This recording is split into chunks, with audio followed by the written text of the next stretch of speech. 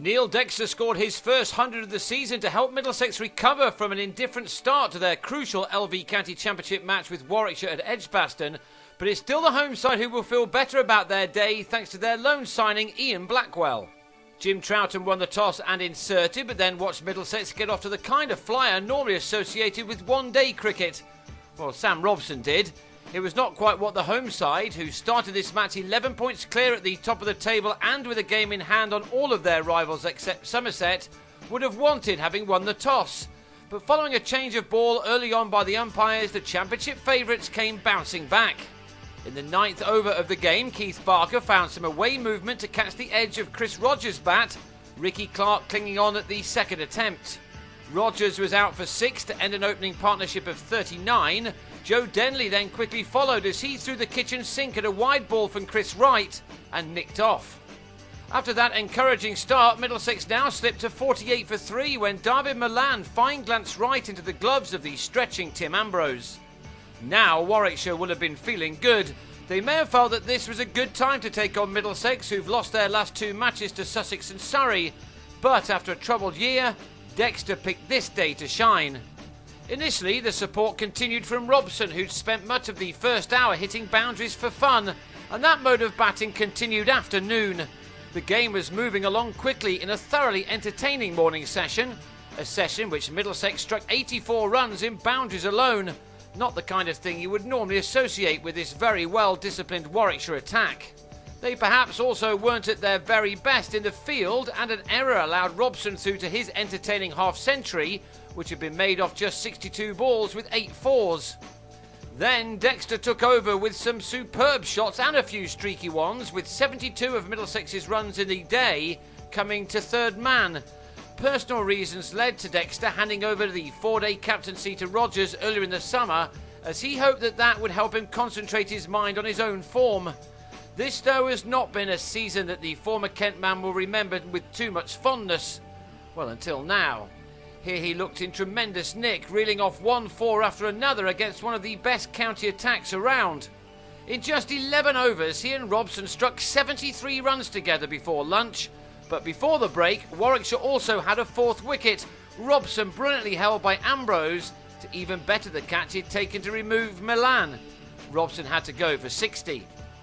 Lunch was taken with Middlesex on 126 for 4, and straight after the break, Dexter raced to his 50, getting there with his 10th 4 from the 52 balls he'd faced up until this point. He continued to find the rope with ease after that too. Not only had he given away the captaincy this season, but he also spent some time out of the side, so this impressive knock may well be seen as a significant moment in his career, the day he showed off the talents every county knows he possesses. He must have been feeling some tension and a lot of emotion as he moved up the numbers in an important partnership with Adam Rossington of 85, which was made at 4 runs per over. Rossington gave Blackwell the first of his wickets for his new county with a slice cut which fell into the hands of Varun Chopra. The 19-year-old was out for 29, and soon afterwards he was joined back in the pavilion by Gareth Berg, who got a leading edge off Blackwell to cover after making 8. Blackwell has been grabbed from Durham as a replacement for the superb Dexter Patel, who's returned to play for New Zealand. Patel has been in awesome form of late, but as it turned out, he wasn't missed that much by his county. At 229 for 6, Stephen Crook had come in for Middlesex, fresh from his near match-winning 67 at the Oval at the weekend. He again looked in fine fettle, here pulling right for a 6. Few would have wanted to deny Dexter his 100, having batted so well. His rush of boundaries had come to an end as he approached 3 figures, but just before tea, he hit a gimme from Blackwell for his 17th 4 off his 127th delivery. A look skywards told everybody just what this meant to Dexter, one of the real gentlemen of this wonderful sport. Whether that moment saw Middlesex take their eye off the ball, who knows, but they then let Warwickshire back in. Crook on a feisty 27 drove Blackwell to Will Porterfield. Then, after tea, Dexter was legged before to Boyd Rankin for 101. Those 2 wickets had fallen with a total on 267. And then, after the addition of just 1 more run, Roland-Jones gloved a perfect short ball from Rankin to Clark. Tim Murtagh and Middlesex's championship debutant Ravi Patel did put on 19 for the last wicket, but then Patel on 7 missed time to hit off Blackwell to mid-off. With Blackwell taking 4 for 47, Middlesex have been dismissed for 287, well beneath the kind of total they would have been looking for, having reached 216 for 4 at one point.